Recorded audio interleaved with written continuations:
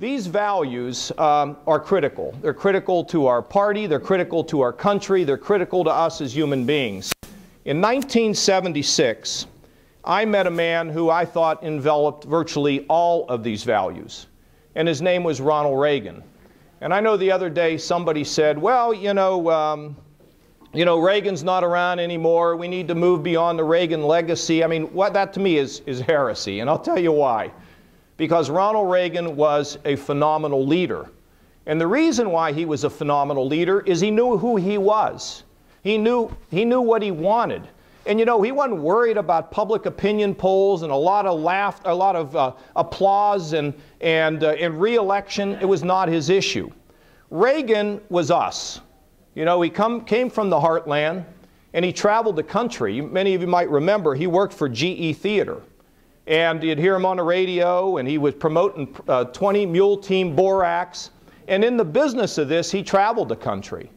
And he may have come to a little community like this, or maybe he went down to some suburb of Cincinnati, or maybe he was out in Oklahoma City, or maybe he was in Topeka. He didn't go to any of the big cities. He went to the places and he studied the people, and he came to understand what people want. They want an honest day's pay for an honest day's work. They want to believe that there are no limits, that they can get ahead. He knew that incentives made a difference in this country, that if you get to keep more of what you earn, you'll work harder, you'll create, you'll innovate, you'll bring wealth, and people will have more. Everybody will have more. He understood that. And he also spent that time in Hollywood, where he came to work with the communists.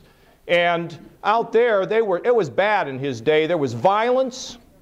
There was extortion out there in Hollywood at the time, and he came to understand the threat of communism, frankly, because they had infiltrated part of that town. So, in 1976, he ran for president, and he didn't win. And I was like Forrest Gump. I was out there in Kansas City parking cars, and the next thing I knew, I was driving around with Ronald Reagan in a big car, telling him who he was going to speak to and introducing him. And I got to see him, and I got to be there just like Forrest Gump at the end with his top advisors when he said, "We have lost the battle, we have not lost the war." And I watched grown men cry in a room because they loved our country and they understood what he was all about, but he was not to be denied. In 1980, he came back and he ran against Jimmy Carter. And let me take you there for a second. Jimmy Carter made a speech. He said, if you're cold, wear a sweater. If gasoline costs too much, ride a bicycle. Basically, the best of America was behind us.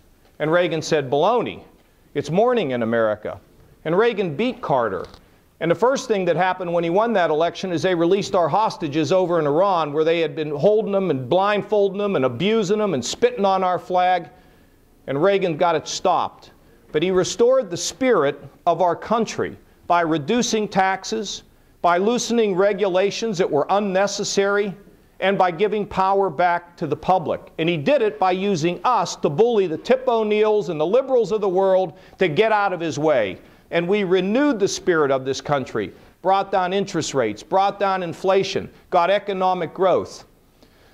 Renewing the spirit of America is pretty awesome.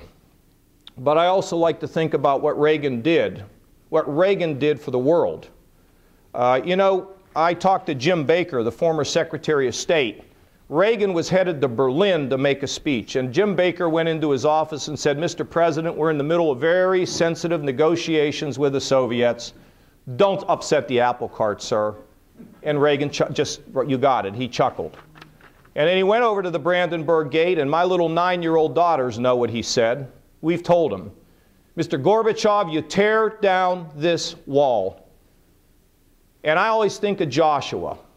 I think old Joshua marched around that wall, and that wall came a-tumbling down, and after Reagan spoke, that wall came a-tumbling down.